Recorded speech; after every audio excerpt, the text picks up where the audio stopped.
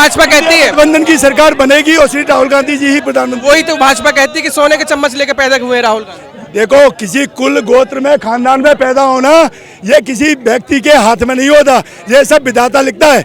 श्री राहुल गांधी जी के डीएनए जब त्याग तपस्या और बलिदान के रहे हैं, उनके पूर्वजों का प्रताप है जो गांधी परिवार जैसे कुलीन खानदान में इस कोटि एकदम श्रेष्ठ घराने में पैदा हुए हैं। ये मोदी संघी हम जैसे सामान्य जन की औकात नहीं है कि किसी भी कुल में कहीं पे भी पैदा हो जाए। ये भगवान लिखता है। रचना कहाँ पैदा होना है, किस तरह से पैदा होना है, किस कुल गोत्र में वंश में पैदा होना है, ये सब विधाता की देन है।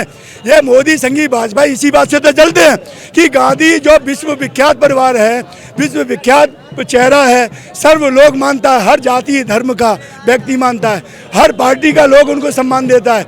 उस चेहरे को धूमिल कैसे किया जाए, इसी साठगांठ में पूरे संघी भाजपाई ताम झाम बुनने लगे हुए, हाथ पूरी तरह से पीछे पड़े हुए हैं, क्योंकि उनको मालूम है श्री राहुल गांधी जी को कैसे भी एक साइड किया, उनकी छवि को खराब किया, उनको धूमिल किया, तो बस फिर उनका देश में ऐसा एकाधिकार होगा जैसे हिटलर का हुआ करता था।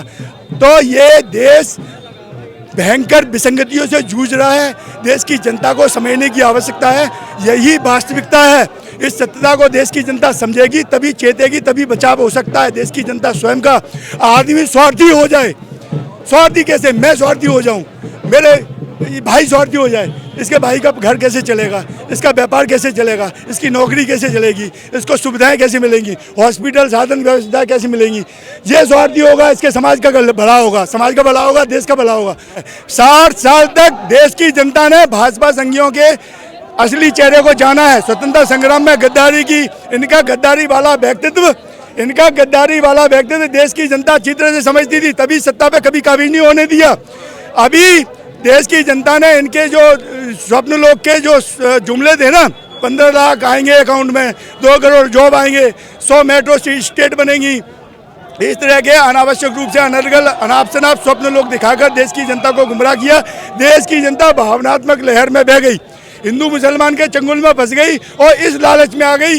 एक जमीनी आम आदमी क्या सोचता है, जो बेचारा सामान्य तरह से अपना जीवन यापन कर रहा है, 15 लाख आएंगे, चलो वही व्यवस्था बनेगी, कुछ भी सही, सरकार को काम करे ना करे, एक आम जनमानुष का नजरिया सामान्य समाज में यही होता है कि मेरी व्यवस्थाएं चले, मेरा बैंक बैलेंस बढ़े। तो ये 15 लाख जो जुमला सिद्ध हुआ है, देश की जनता को गुमराह करने का, ठगने का कार्य किया। अब सत्ता पे आने के बाद इनका मूल उद्देश्य ये है कि सत्ता पे काबिज कैसे रहा जाए। देश आज श्रीलंका जैसे गर्त में जा रहा है, देश आज बांग्लादेश से कंपटीशन कर रहा है।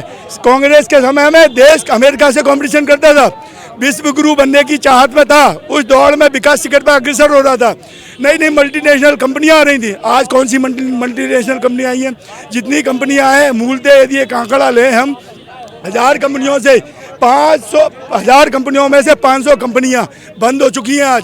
ये देश की दुर्गति है। इस सत्यता को मीडिया, गोदी मीडिया दिखाती नहीं है। लघु उद्योग, कुटीर उद्योग खत्म हो गए।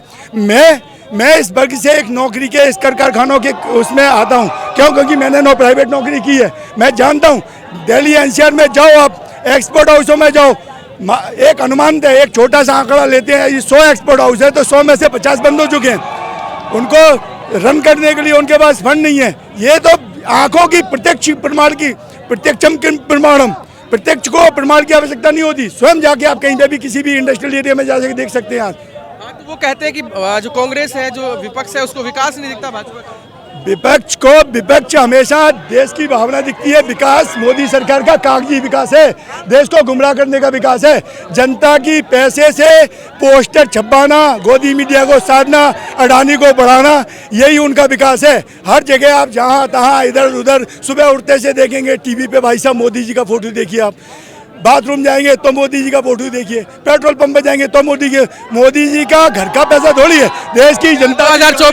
2024 में राहुल गांधी मोदी को टक्कर मोदी और संघी भाजपाइयों को ये बात अच्छी तरह से पता है कि राहुल गांधी जी विश्व का विश्वमान्य चेहरा है, गांधी परिवार विश्वमान्य चेहरा है। ये विश्व का इतना विख्यात चेहरा है कि तभी वो संघी भाजपा साजिशन उनको घेरने के लिए, उनको बुली करने के लिए, उनको परेशान करने के लिए, उनको बदनाम करने के लिए, उनके चेहरे को हटाने के लिए ये तभी उनके ऊपर केंद्रित किए हुए हैं। इस मुद्दे को समझना है देश की जनता को।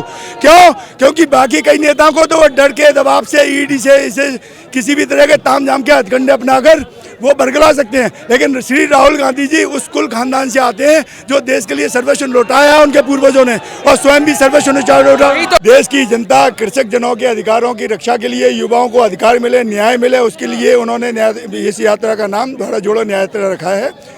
मूल उद्देश्य देश का सुरक्षा, संविधान की रक्षा, लोकतंत्र की रक्षा करना है।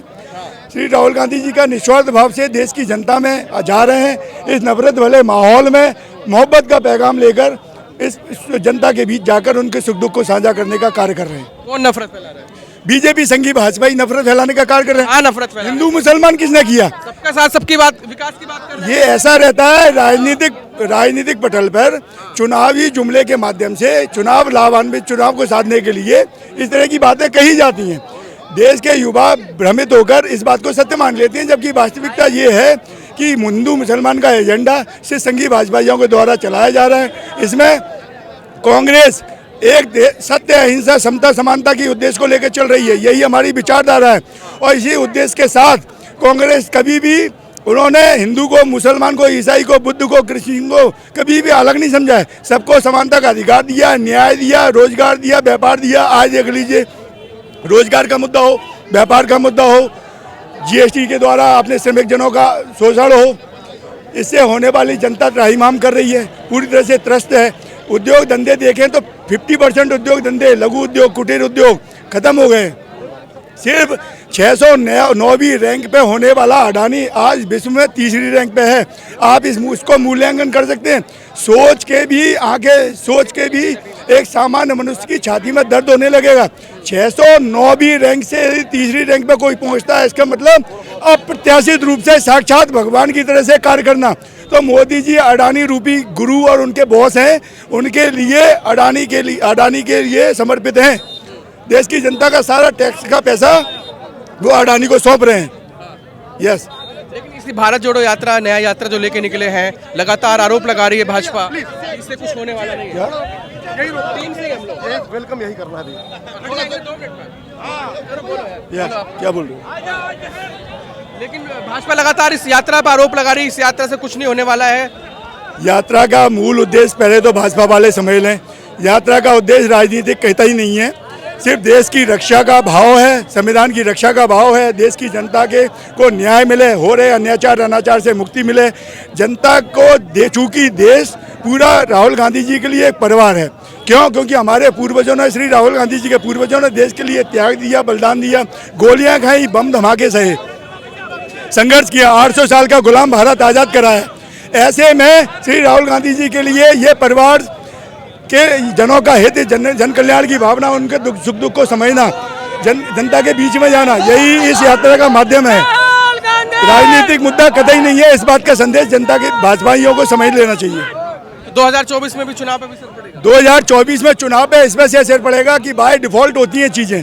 बाय डिफॉल्ट कैसे? कि जब आप जनता के प्रति समर्पित हैं, जनता के लिए कार्य कर रहे हैं, जनता ही आपके लिए सब कुछ है, जनता भगवान है, जनता परिवार है, जनता के दुख में आप दुखी होते हैं, वही सच्चा नेता है। श्री राहुल गांधी जी हमारे पूर्वज।